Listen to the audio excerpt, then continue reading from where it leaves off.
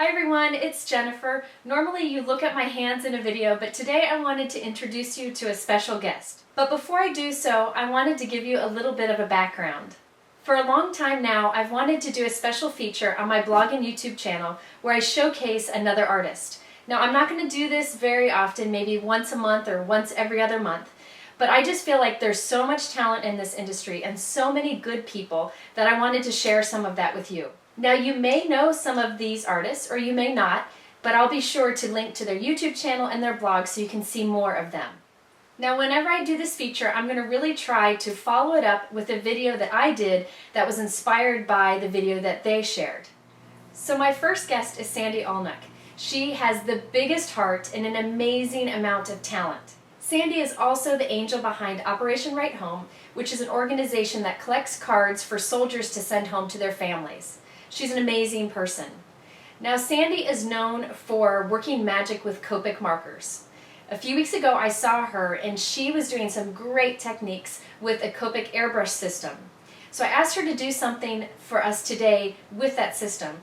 Now if you are interested in the Copic airbrush system, there's a link to a video at the end of this video and also in the YouTube description below. That is a video Sandy did that describes all about the airbrush system. But today she's using it with stencils because she knows I really like stencils.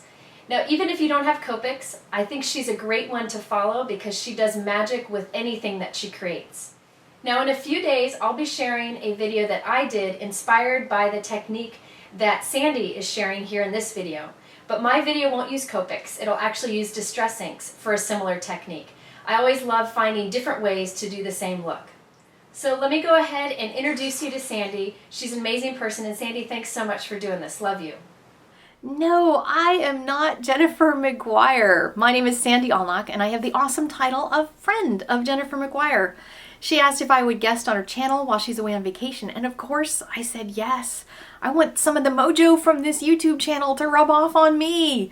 Yay! Jennifer asked if I would show you a little bit of Copic airbrush because I've been going just a little bit wackadoo with the Copic airbrush lately, and I wanted to show you how I do that plus a little bit of stenciling technique because I know Jennifer loves her stencils. So let me show you what I did. Let's take a look at the airbrush. This is the air grip and it attaches by this hose to the compressor here that I keep under my desk. The air comes out, just press this little button and it releases pressure across the surface of the marker. I'm going to put my sketch marker in. You can use sketch or original bodies. Just pop it in there, it snaps right into place, and press the button and the air comes out, and so does the marker color. On this particular card I want to have a yellow highlight up in this left hand section because I want to put a stamped sentiment right in there, and I'm just adding some yellow color, and now I want to add more golden colors around it. I did a little bit of a lighter color and I decided I wanted to really beef it up, so I'm going with a YR16 marker for the bottom. That was a Y08 for the first section, and I'm just airbrushing this stuff across it. You can work really hard and get it really smooth, but since I'm going to be stenciling over it, I'm just trying to do something quick because I know Jennifer likes quick. So I'm just going to cover the surface of it with this orange color, and I want to create a halo around that area, so I'm going to add a little bit more of the orange at the top.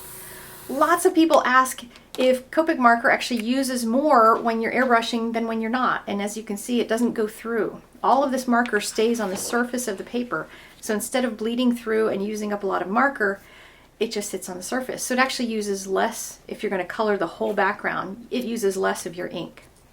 Now I have this basic gray Hero Arts stencil that I'm going to use. So I'm going to get it lined up in place where I want it and washi tape it in place so it will stay still while I work. And I've got the mini distress little tool here with some various ink, colorless blender that I'm putting on it. I'm dabbing it off a little because there was a little bit of purple from a previous project that I used this on, but it easily comes off, as you can see.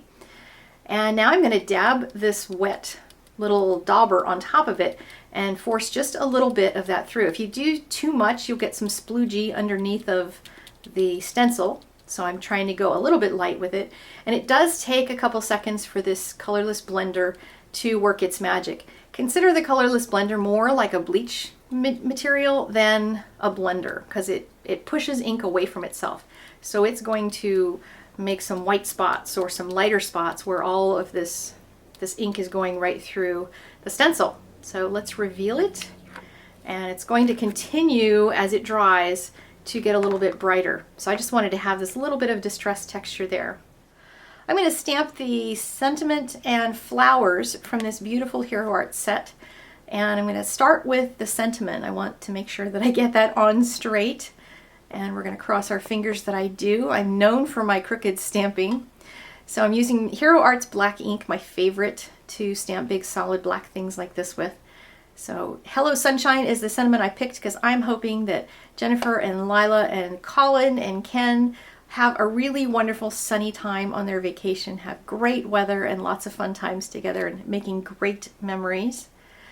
So I'm stamping a couple of the flowers, and I just want to make a spray of flowers along the bottom because I think the contrast between those black flowers and the beautiful yellow and orange background is just really got some punch to it. And I'm going to do some things on the card itself that will even emphasize that contrast even more. So I'm going to stamp just a little bit more flowers to fill in, and then there's also some stem and leaf stamps in this, so I'm going to add just a few little leaves on this particular flower. Here's my finished card, and it's so bright and cheerful and yummy. Yellow is my favorite color, so I'm hoping that this little video makes Jennifer smile as well and adds a little sunshine to her day. Thank you so much for joining me for this video. If you liked it, please click the like button and let Jennifer know you're not mad that she let me sub for her.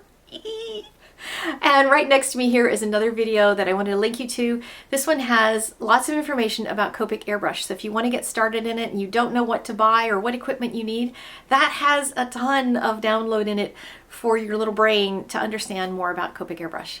All right, you guys take care. Jennifer, have a great trip. We'll see you when you get back. Bye. Hi everyone, it's Jennifer and thanks for stopping by. Okay, today I wanted to introduce you to someone special.